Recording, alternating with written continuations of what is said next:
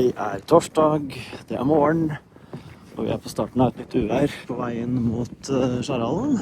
Det meldt opp i 26 meter i sekundet i kastene her utover kvelden i dag, og natt til i morgen fredag. Så da det lurt å sjekke fortøyningene, og sannsynligvis legge på noe mer tau, tenkte jeg. Så riktig bra ut foreløpig. Og vindretningen skal holde seg på syd-sydvest, så det vil si at det egentlig foran det blir størst belastning. Her inne ser alt fint ut. Det 6 grader og stabilt. Jeg veldig spent på sjøgangen når det drar seg til her. 26 meter i kastene sier jo ikke så veldig mye sånn for ligge, men de 14, 15, 16 i middelvind, de kommer vi til å merke her.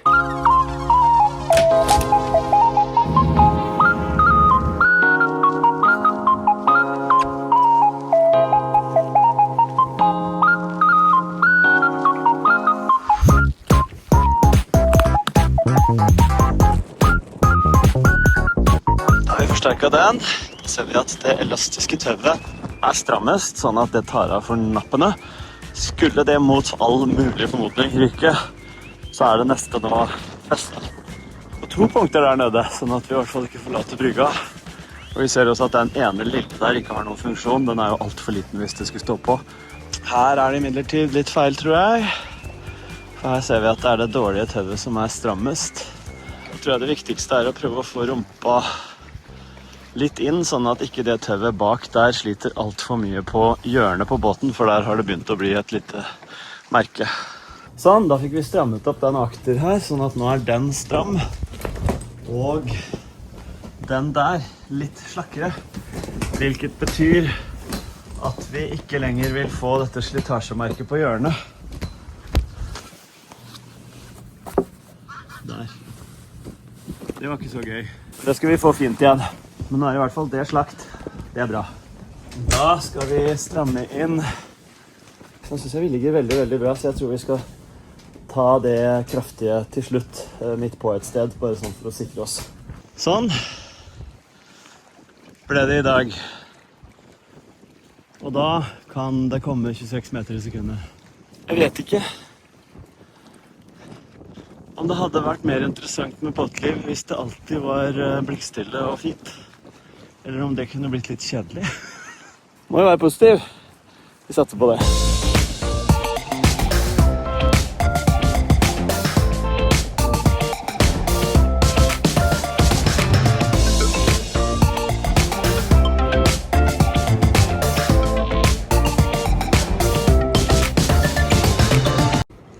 Velkommen til Skjærhallen, Lili. Hei, her du løya. Ja, fredag formiddag. Det fremdeles stigende, eller tiltagende. Jeg veldig spent på om det kommer til å rykke mye når brygga går under da, og langgangen peker oppover. Det rimelig greit å ikke ligge på den siden av brygga nå, i hvert fall.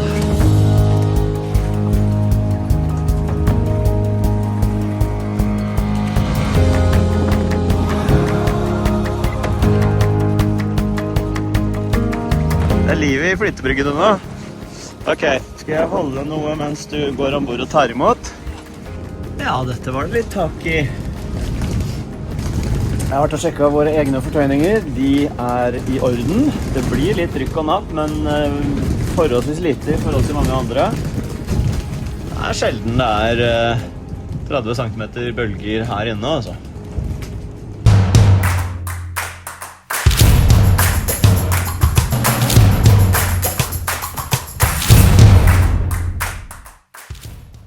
Det en supersterk kontrast i forhold til gårsdagen.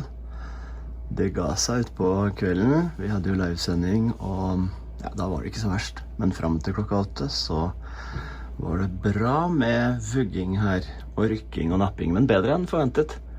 Men nå har også vinden lagt seg, og ja, det skal være 3 meter i sekundet det som der ute nå. Da legger vannet seg ganske fort også, i hvert fall på innsiden Kosterøyene. Så jeg bare gleder meg igjen da. Hei. Det var på hengende håret. Nå tror jeg vet den som blir glad. God morgen. Hei. Jeg føler meg heldig, jeg. Tusen takk, kjæresten min. Pusten selv. Å, så deilig.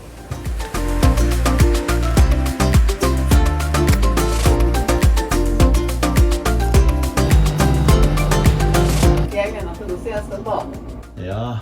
Er det en kaffe til på gang? Den blir akkurat like full. Nei, det gjør den ikke. Hva skjedde der, da? Så bra. I mellomtiden kan vi gjøre en vurdering. Hva syns vi om duggbehandlingen min? Jeg hadde veldig tro på Gillette, for jeg har hørt det er the best a man can get. Men det her er altså dugg på innsiden fremdeles. Så det spørs om ikke jeg må tilbake og prøve den antiduggen min. Ellers har jeg fått veldig mange tips om Zalo. Har jeg også lest eddik?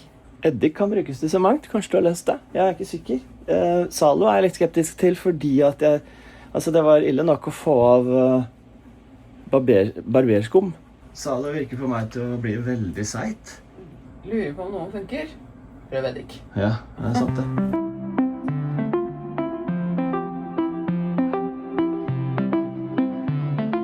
Det er en del ting som må gjøres klar, for nå skal vi altså stikke på første turen siden vinterturen vår, og ukene flyr. Så nå gleder jeg meg veldig til å starte opp. Ja, vi har en sjekkliste. Vi må ikke glemme noe. Nei, og det bringer oppmerksomheten vår til slike lapper som dette. Jeg gleder meg veldig til denne kveilesaken som vi har begynt å registrere oss på. Per, som han heter, har en bra greie på gang der, altså. Så jeg gleder meg til å få alle disse checklistetingene pipende inn på mobilen når jeg nærmer meg båten. Det skal bli bra, men i dag har vi ikke det. Vi skal gå gjennom alle punktene våre, og så skal vi til Koster. Vi skal til Koster, vi skal til Sydkoster, og det har blåst, og jeg tror ikke at den sjøen har lagt seg. Så for å slippe å få sånn litt overraskelsesmoment som vi fikk ut fra Torekov, eller jeg da, fikk ut fra Torekov, så prøver jeg nå sikre gods. Det er alltid lurt å gjøre båten klar for overfart. Men når man ser det vannet der, så er det ikke så veldig... San Minor. San Minor. Bare vent der ute. Der ute kan det være annerledes. Ja. Først vekk med fukt.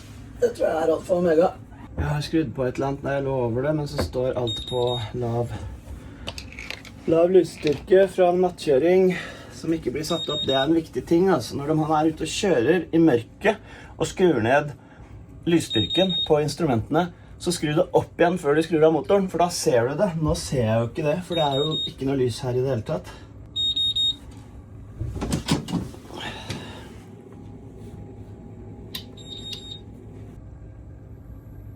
Sånn. Nå ser vi den. Vi tar henne. Nå ser vi den. Flott, takk. Da kan vi fortsette.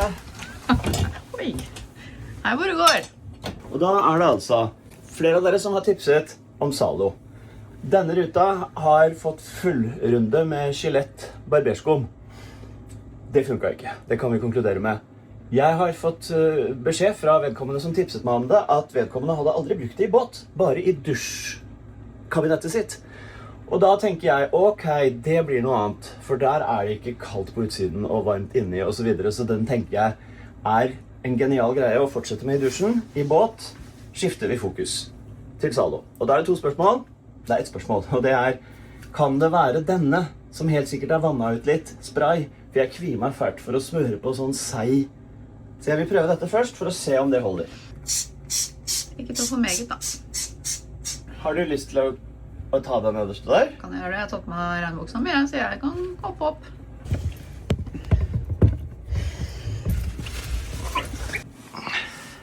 Er det noen steder jeg ikke har tatt, eller? Nei, jeg tror det har vært overalt nå. Jeg synes... Slangemenneske. Ja.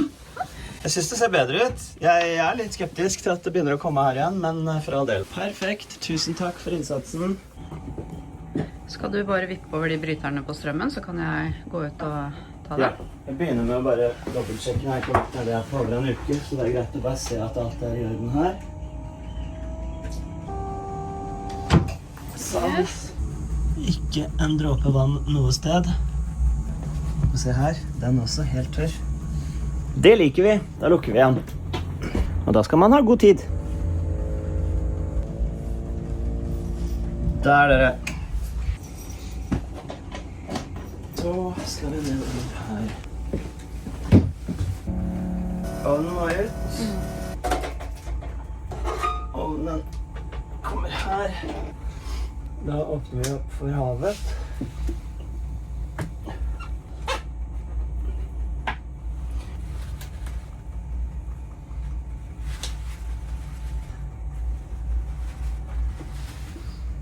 Helt perfekt. Hva hadde Jonas sagt? Han hadde sagt...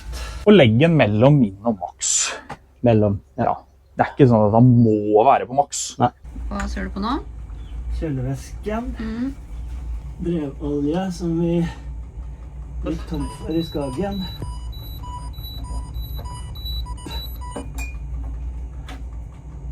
Plenty. Da... Check, check, check. Ja, disse filtrene er i orden. Jeg har nettopp vært oppi dem. Ja. Sånn, da kan vi lukke igjen. Ok.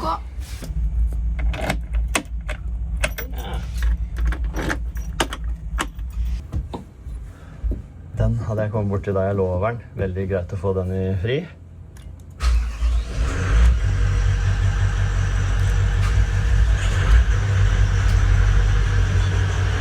Se så fint vindu her nå, dere. Ikke antydning til døren her oppe, litt nederst. Så det høres det greit ut. Bra.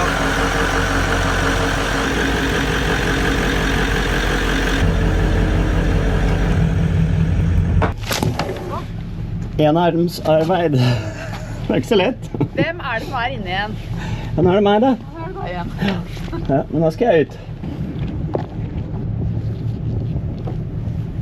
Nå skal vi snart ringe opp Lili. Få henne på linja. Jeg har bestilt LED-lys. Sånn bar. Søkelys. Så det er nå til lakkering, for de fantes bare i sort. De skal vi ha i hvit. Oppå og foran. Det gleder jeg meg litt til. Nå går vi mot lysere tider, men det kan jo bli nattkjøring allikevel, og til høsten. Oi, oi, oi. Det var ikke så gøy å ankomme Skjærhallen her i stummende mørke. Jeg husker det. Det var litt for dårlig lys den gangen.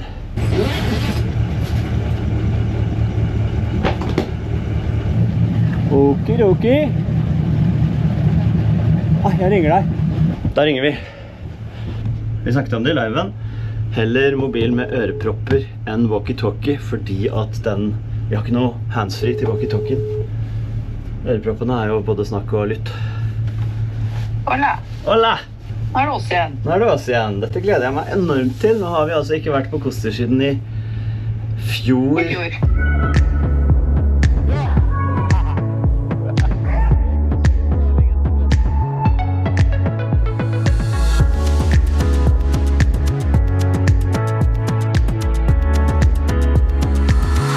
Vi er fri. Kult!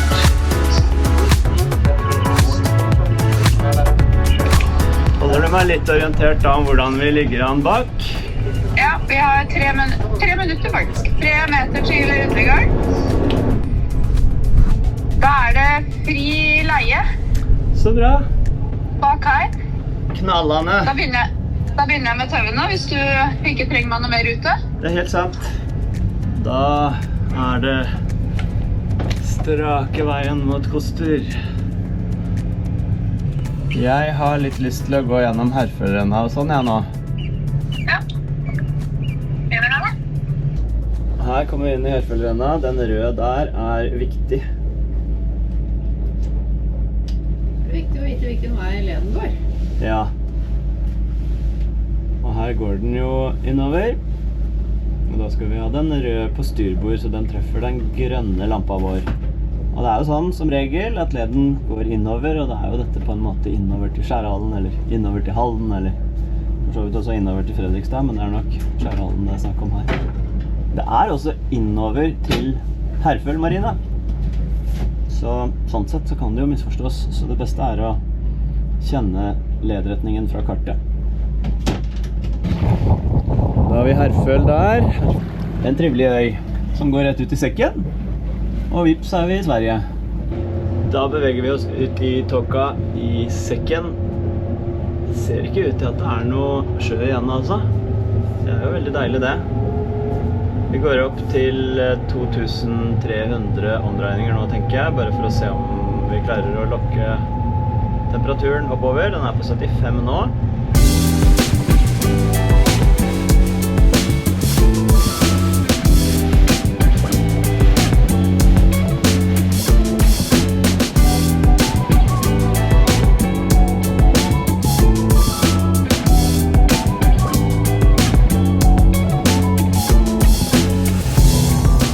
altså 11 knop, og det er driftstemperatur som skal komme da. Så det blir spennende å se. Den vil foreløpig, ja, nå har den gått ned i 73 igjen. Jeg har jukset litt når jeg skrudde på defrosteren. Motoren går altså på 2315 omdreininger. Vi er nede i 73 grader igjen. Og det begynner å bli mye dogga igjen. Den historien slutter aldri. Jeg skal snart gå ned og kjenne på de rørene. Da har vi økt til 2710 omdreininger. Det er så jeg begynner å lure på om det er en sensor som ikke stemmer på de 73 gradene, men foreløpig er vi tålmodige og venter og ser. Nei, jeg må bitte det sure eplet, altså jeg må ha noe tørkepapir, eller det håndkle eller hva som helst, bare for å få litt utsyn her. Nå trodde jeg at den salon skulle være saliggjørende. Det begynner å bli kjedelig det her, altså.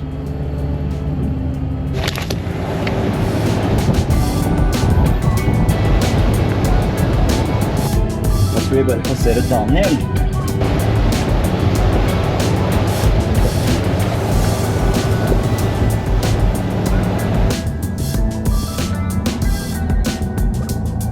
Halsørholmen, utseilingen fra Strømstad.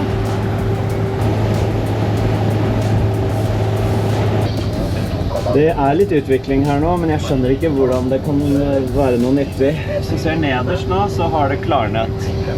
Og hvis jeg holder hånda mi her nå, her kommer det varm luft. Så jeg er villig til å vedde på at når jeg går ned og holder på det tilførselsrøret, så kommer det til å være varmt nå. Skal du eller jeg ned? Jeg går ned. Du går ned? Hvilke rør er det jeg skal kjenne på? Skjønner jeg det med en gang? Er det intuitivt? Du åpner gulvet, og så... Lugaren vår? Ja, og så sitter det en sånn metallboks som det står isoterm på. Ja. Og der går det 4 luftekanaler ut på hitsiden, og så går det 2 svarte rør inn nede i bakkant. Det er lik varme på de rørene. Det er ganske varme. Ja. Det er varme de er også. Ja, de er det. Ja. Men da spørs det om de rørene faller av, altså om de har løsnet et annet sted, sånn at den varmlufta blir pumpet ut et annet sted enn opp på vinduene. Defrosteren fungerer selv om det er 75 grader. Helt fint. Det kommer nesten ikke luft. Det er så vidt jeg kjenner et sånt... Det er ikke luft som beveger seg, det er varme. Men hører du forskjellen når jeg skrur av den her nå? Ja. Ja, du hørte det. Det ble enda varmere her. Ja. De 4 rørene går over i 2, som går over i 1. Hadde det vært 4, så hadde det kommet opp ett der, ett der, ett der og ett der. Men da kommer det bare opp ett, og det kommer sannsynligvis inn der. Og da er det jo selvfølgelig mindre sjanse for at det klarer å distribuere hele veien. Da gir motoren varme til systemet. Defrosteren lager varmluft, den kommer bare ikke fram i noe særlig grad. Jeg har tenkt på en ting. Det Ja. er ganske varmt inne i skapet på badet. Ok, kanskje den er hoppet av der. Kanskje vi varmer opp skapet på badet, mens det er her vi trenger det.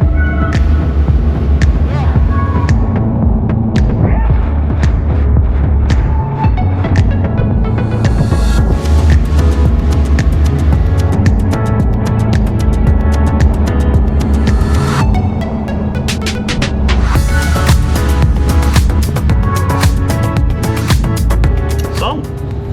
Da er vi straks ved 5-knop-zonen på Ekenes, eller Korshamn om du vil.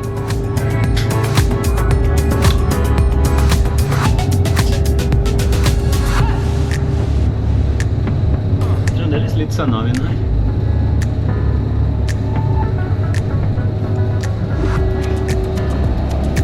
Sånn, nå får vi vinden i nesa i stedet. Hvor mange fendere, eller hvor mye er det igjen? Det er ikke masse, det er bare sånn for å vite at ikke jeg ligger her ute mens jeg skulle vært der inne. Nei, nå har vi 4 kuleruter.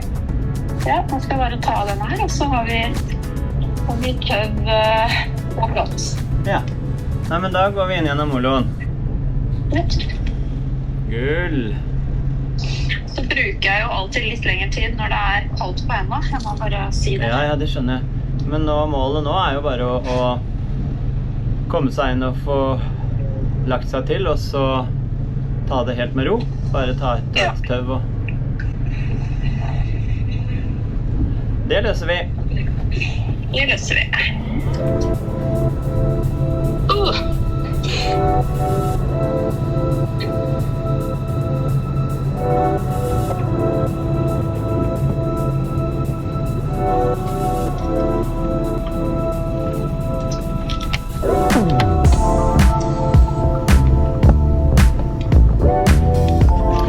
Ser du noe ferge ut gjennom på babord side nå? Der er det utsikt. Velkommen til Korshamn.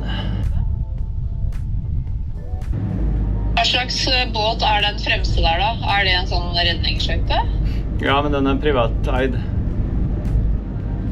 Men går den å legge seg langt her, var det jeg tenkte. Ja, det tror jeg nok.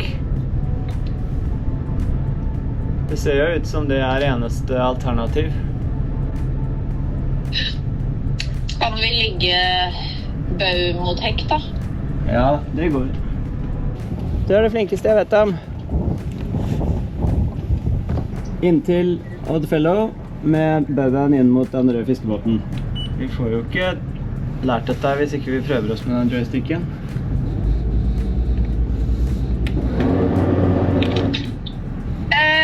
Vi kan kanskje gå litt lenger bak, men ikke mye. Nei.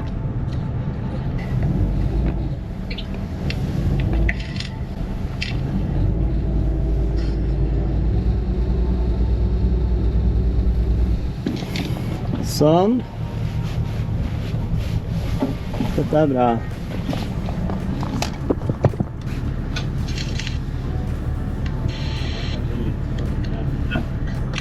Det ble helt vakkert.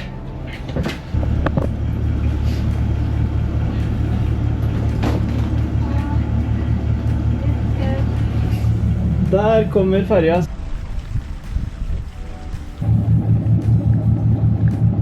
Vi har landet. Det ble kjempefint. På utsida av Oddfellow. Sverres båt.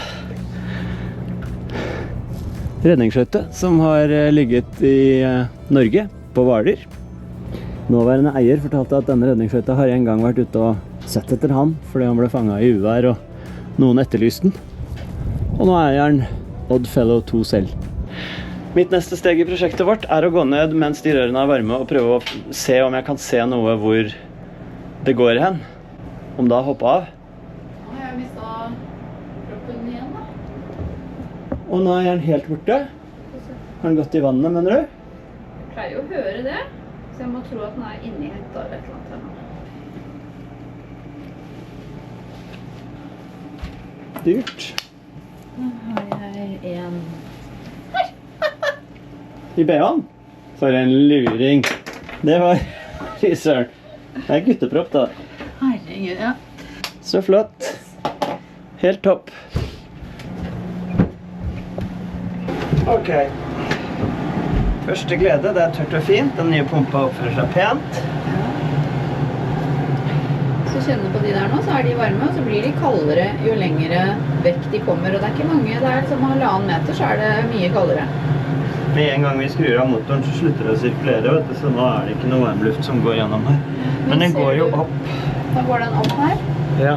Her går de fra 4 til 2, som du sa. Her går de fra 2 til 1, Ja. som du sa. Og her går den Jeg vil se, ja. Ja, jeg har klart det. Og så går de inn der.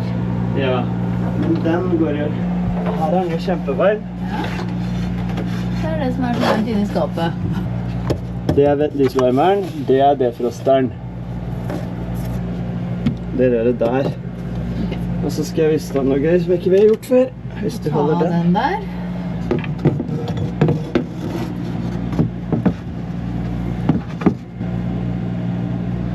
Men det går jo rett inn der.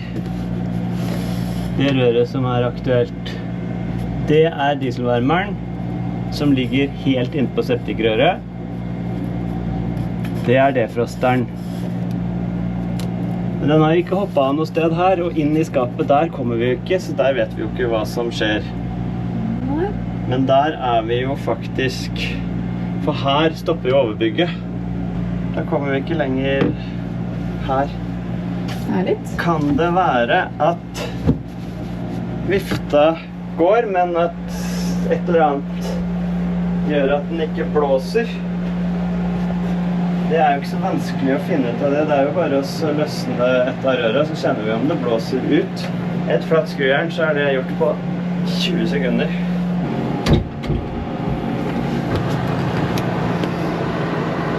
Ja, det blåser som tusen. Ja, det bare kaldt. Ja. Men blir det mer eller mindre trykk nå? Samme.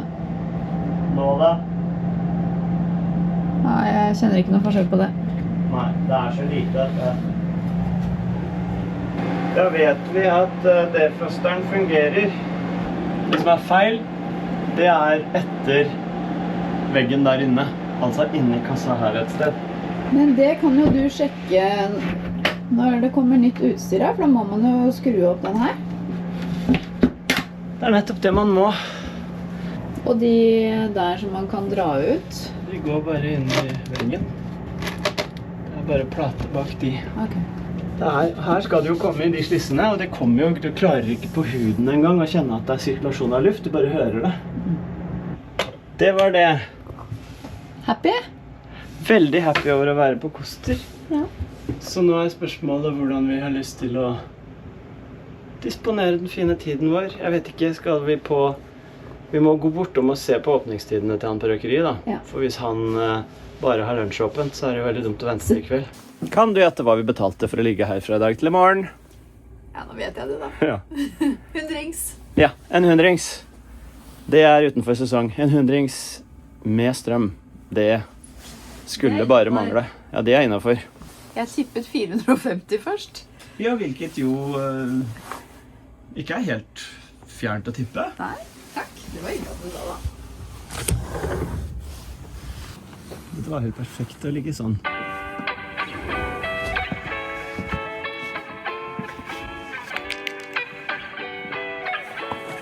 Ja, det var flott. Forrige gang vi var på Koster, men det tror jeg var ja, vi kan se bilder av det her, omtrent et år siden. Det var åpningen på Klepphagen I fjor, og da kom vi med stedet inn og lå der. Gøy alt det også. Ja, veldig fint. Ja. Det et eller annet med gamle fiskebåter, eller fiskebåter generelt. Det noe sånn styggpent. Jeg liker det. Jeg liker bilder av sånne båter. Her havna til Kosterferja på Ekenes. Brygga der. Kommer de rundt hjørnet her og legger til. Her ventehuset for Kosterbåten, som altså går til alle havnene på Koster, nord og sør, og til Strømstad selvfølgelig. Og her har vi kommet til målet. Der sykkelutleien. Det skal vi gjøre neste uke, neste helg. Der oppe Ekenes havshotell. Der havnegrillen, og der Kosters røkeri fiskebutikken. Den fantastisk når den starter opp sesongen litt senere ut på våren. Bergdalen. Dit skal vi neste uke, på bokhandleren. Dette altså Ytre Hvaler og Koster Nasjonalparks senter på Koster. Jeg skal til å si det, gjør det en gang til. Lille skvatt av døra.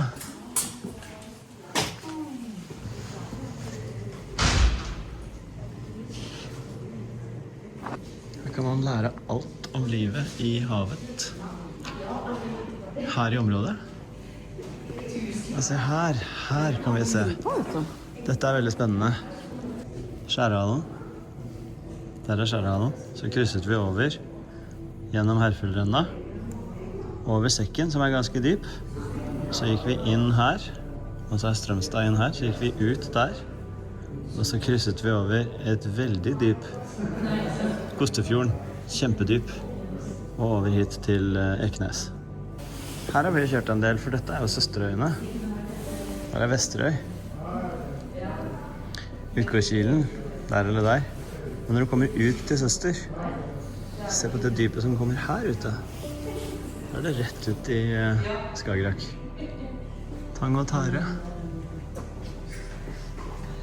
Hvor lenge har vi vært på Koster? Etter at dette ble bygd. Barna var helt små, for de elsket å være her. Tora Torsk. Blä, det här var ingen riktig mat för en törsk. Tomat da. Blä, det här var ingen riktig mat för en törsk. Gud så gött då. Fantastisk. Gratis adgang. Mye å lære. Gøy. For store og små.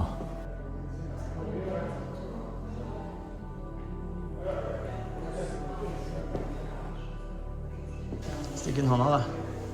Det vet jeg ikke om jeg tør.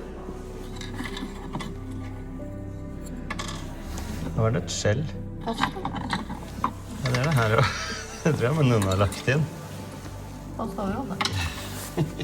Hvilket dyr befinner seg her? Finner du ofte på grunt vann ved solrike strender.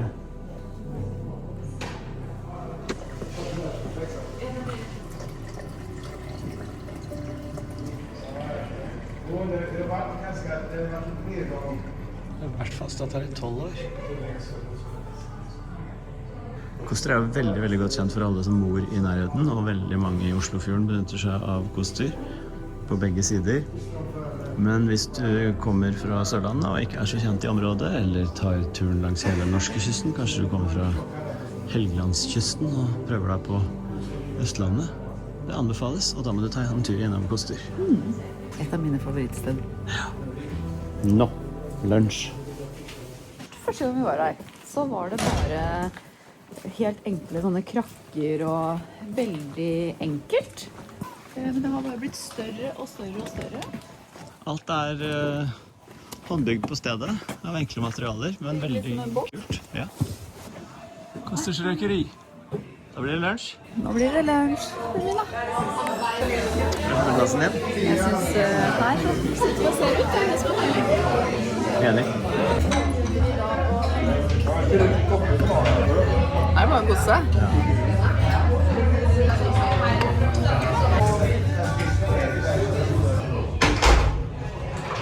Jeg har hørt mange si at man kan dømme et spisested ut fra hvordan det ser ut på toalettet. Og her er det altså så fint.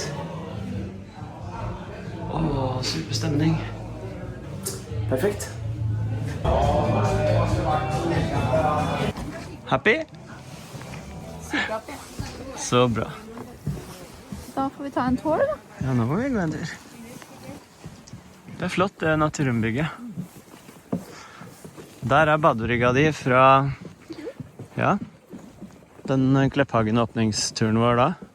Er det her du skal bade i morgen? Kanskje rett og slett det. Eller så kan vi bade fra badeplattformen da. Ja. Det er jo mange muligheter.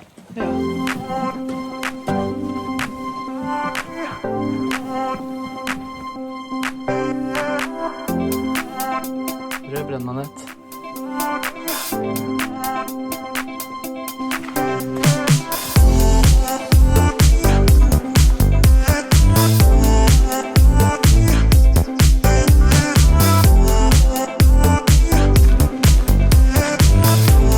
Den samlingen blir ikke noe mindre. Der er Klepphagen, det blir neste uke. Det er et år siden vi var der og bodde i den leiligheten der borte bak gjerdene. Da er det veldig mye som har skjedd siden det.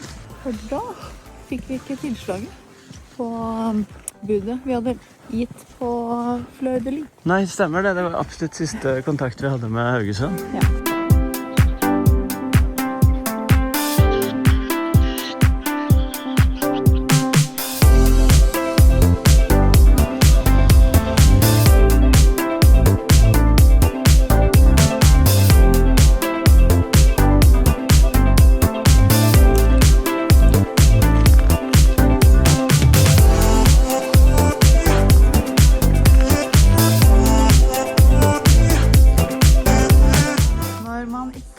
Har betjent butikk, da låser man seg inn selv, eller? Og da har du... Ikke to go. Låser opp døren. Døren er åpen. Det er Hjertelig magisk. velkommen. Ja, det er magisk. Selvhandling. Da er vi inne i butikken som er stengt. Ja. Der er det, vet du. Kan jeg få sånn? Ja. Er det arbeidshansker her? Så var det den basilikumen. Da har vi fått det viktigste. Så nå slipper vi om døra. Da har vi handlet på Ica. Fikk sjampiskjølere. Herlighet. 199 kroner, det er jo som å få det. Ok, Og ost og kjeks. Skal vi kose oss. Takk, takk. Og hva man finner når man går på Ica nære, altså. Champagnekjøler og ost og skinke. Og en lang slett hjem. Koster er kjent for så mangt, også for østers, som de dyrker i slike brett. Jeg vet at de har hatt en del østersdyrking ute i vannet, men det ser jammen i meg ut til at de har det her også, i østers drivhus. Det er i så fall veldig spennende. Der ute ligger Tean. Så hyggelig det er der inne, da.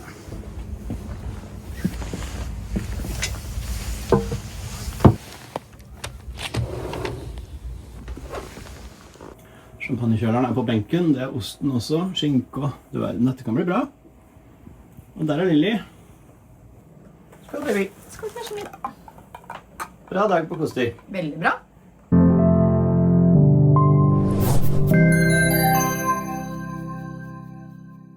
God morgen. Det er søndag. Det er kaffetid. Og de som tror at Lilly sover lenge, de tar feil. Når er det bad? Nei, snart vel. Når er det frokost? Nei, det må du spørre deg selv om. Ja, Den for- tenkte jeg du kunne ta. Du står for badet, jeg står for frokosten. Ja. Det er en deal jeg kan like. Jeg føler at jeg vant der. Her på Koster er det stille og rolig i dag. Vinden har løya helt. Den nye champagnekjøleren er på plass. Ikke noe aktivitet i fiskebåtene. En annen måke som svever forbi. Og nok dugg til alle. Alle skal få. Hvis vi hadde hatt den vannvarmeren, så kunne vi bare boink, skrudd på, så hadde det kommet varm luft. Jeg tror det er den veien det går her nå. Se på den kula her. Dunk. Dette kan være nydelig. Bare gjør sånn. Sjuks. Så går det på. Skru det av igjen. Switch. Og så snur kameraet seg. Og så kan jeg legge det rett i mappa si. Boksen. Fra og med nå så får vi være med Lilly 24 timer i døgnet på absolutt alt. Ja, Det blir spennende. Det er en ny kanal, det. Det blir en ny kanal. Oi, oi, oi, nei, nå lengter hun. Nå har Lilly stått der i 5 minutter og sett ut på vannet. Lengter etter badet. Ja, ja. Hvor mange grader er det i vannet da? 2,9. Hvor mange grader er det her oppe da? I lufta. Nå er det 4,5 grad.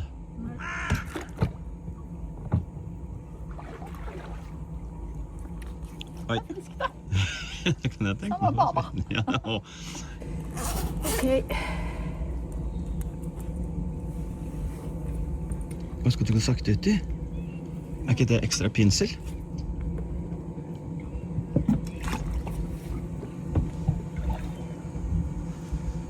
Det er slutt, gitt.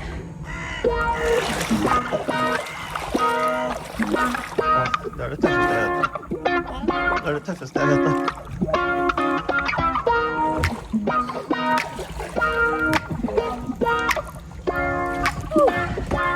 Thank you. Wow. Her står jeg. Nå skal jeg lage frokost. Det er viktig å fordele oppgavene. Ok, Andersen skal bade. Husk på å feste det godt da. Husk på å feste den godt innerst. Nydelig. Sjekk nå da. Dra i den. Sånn, nå sitter den. Er det ok? Det var nydelig. Det går ikke i propellen. Nei. Hvis det går i propellen, Da da... har vi uflaks. Sjekk den tiken her, da. Her må det altså så veldig gjøres noe. Ikke på den, da. Det hadde vært så fint med helt nytt TikTok, kjæresten min. Ja. Det hadde vært så fint med badeplattform som gikk ut hit. Som kunne senkes og heves. For da hadde du badet også? Da hadde jeg stått her og blitt bare senket ut i det. Ja, ikke sant? Jeg er usikker. Men jeg hadde hatt en jolle eller noe der. Ja. Okay. Frokost. Det smaker ikke bedre enn noe annet sted enn i båten.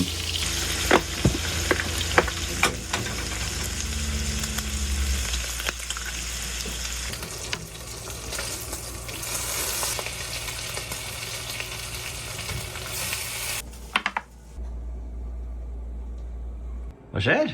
Ja. Nei, nå har jeg fått en sånn vannalarm. Trygg båt? Trygg båt. Ok. Hvor da? Nei, det står ikke. Fordi at det sto at det var alarm, og så logget jeg meg på med sånn bank i det. Ja. Og da står det, når jeg kommer inn nå, så står det at alt er bra. Ok, men en annen alarm. En vannalarm er godt. Jeg vet jo hvor jeg kommer til å se først. Dessverre. Der. Jeg må bare si det at hvis dere synes det begynner å bli kjedelig med vannlekkasjer nedi her, så skjønner jeg veldig godt det. Da kan dere skippe til neste kapittel i videoen. På den annen side, hvis det er noe nedi her nå, så må det være deilig for dere som ikke har stadig tilbakevendende vannproblem det samme stedet. Nei, det er ikke det samme stedet. Det var der. Fra den. Nå er det der. Åja, det er også der, da. Du tuller. Det har kommet noen liter her. Men kan det være for at jeg har dusjet nå da? Jeg dusjet i går. Det var ikke noe alarm som gikk da.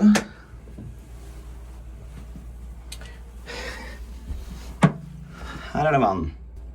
Her er det vann. Hva er det som sitter her da? Da kommer jeg ned, jeg vet du, med i telefonen hans. Hva er det som Henning? Fra den her. Hva er det for noe? nok den dusjgulvpumpa, ja. Men vi må løfte opp. Du må gå inn på badet. Så må jeg ta opp det gulvet. Og så må du åpne den døra. Det kan jo være en slangeklemme bare. Vi kan jo håpe på det. Nå er det jo ikke frost, for nå har det ikke vært kaldt.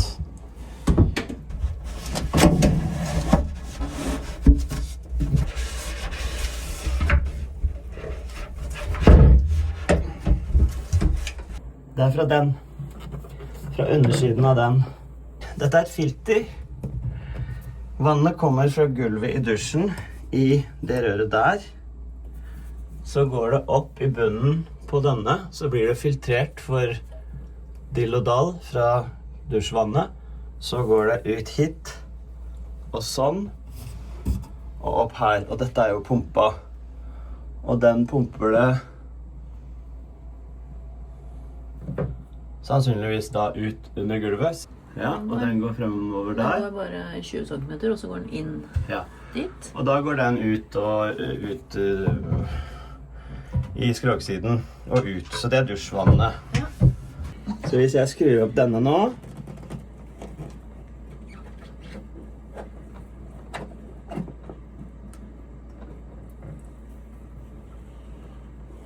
den skal ligge den veien, den skal stå oppå. Ja, det er jo ikke vondt av en vask det her. Det er så deilig, for det er hardplastfilter, så dette er jo evigvarende. Det er jo bare å gjøre det rent. Ja, Nas. Ja, men det forklarer ikke hvorfor det kommer vann. For Men har det rent over da? Altså, det er bak her. Veldig rart. Det er jo helt klart fra en dusj eller to. Foreløpig så lukker vi bare igjen denne. Og da er den rundt hele. Det er en sånn pakning som ligger på utsiden også.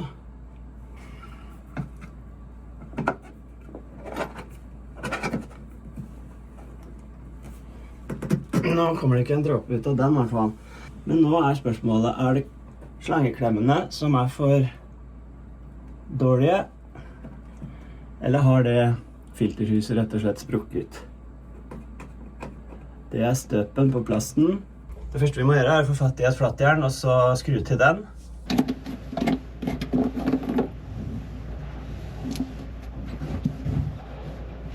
helt garantert ikke det, vet du, fordi at den sitter jo dønn. Jeg kan ikke se noen sprekker her. Nå skal jeg ta kameraet rundt. Ser vi noen sprekk der?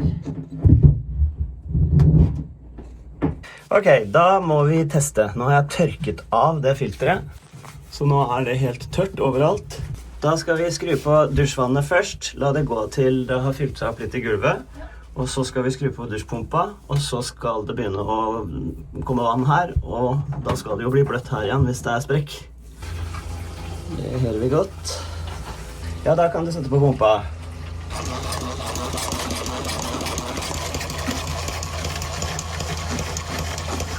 Det drypper jo ikke noe.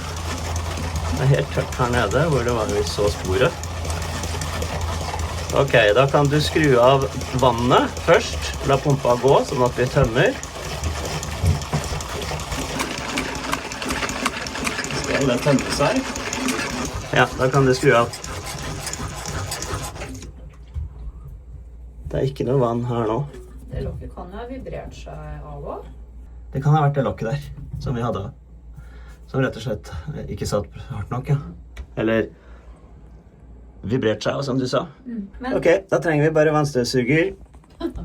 Få ut vannet her. For 18. gang hadde vi ikke hatt den, så hadde vi vært sjanseløse.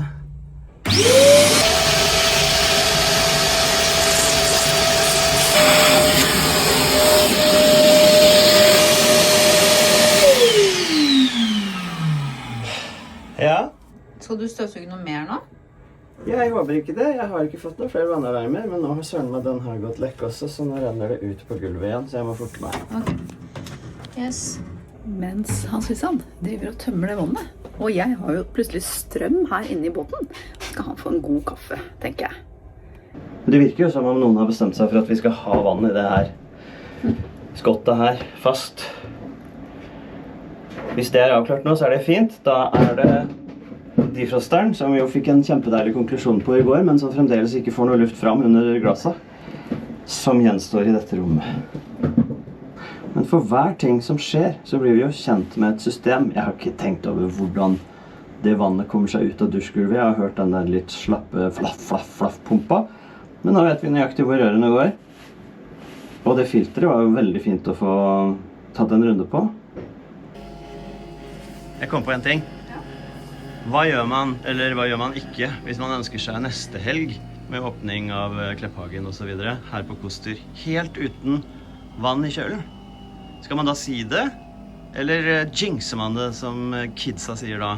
Nei, jeg vet ikke. Jeg tenker at vi er vel... apropos vann. Nei, vi kanskje bare akseptere at vi har et vannproblem, Andersen. Et vannproblem. For da er det litt lettere å ta tak i det. Jeg håper at det kan virke inspirerende på alle andre som ikke har vannproblem, som har andre problem, som tenker, våre problemer er helt forferdelige. Og det er de sikkert, skal ikke blande oss opp i det. Jeg håper det løser seg, men det er noen problemer dere slipper også. Og så tenker vi det samme andre veien, hvis noen forteller oss at septiktanken eksploderte.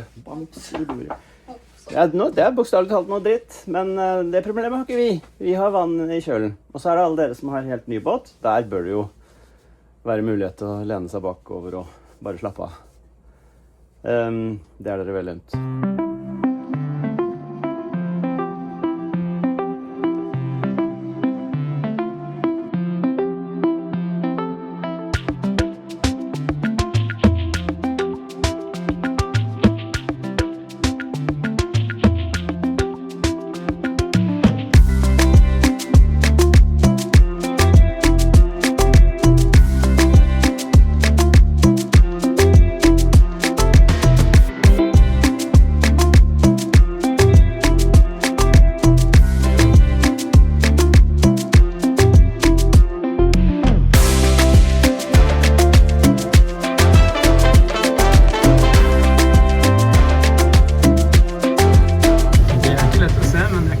Mange 100 meterne bort til Humlungen fyr nå, men det er nesten ikke mulig å se det. Jeg ser konturene.